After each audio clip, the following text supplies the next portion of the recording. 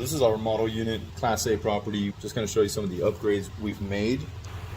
So first thing is this lock. So this is a fingerprint lock. So it's not programmed to my fingerprint, but once the resident comes in, they can program it to their fingerprint. And then there's also an app.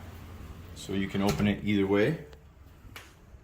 It already had this flooring, and it had, actually, this had Formica before. So we went ahead and put in this granite undermount sink. Looks a lot nicer now.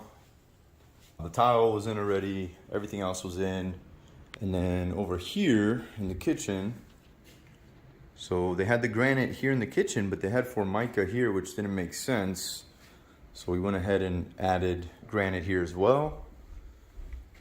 And then same thing with the master.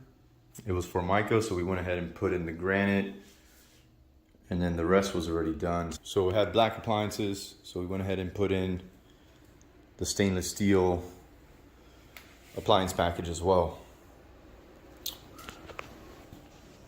And these are getting some nice upgrades now, upgraded rent, and we're going to continue doing that to a good portion of the units.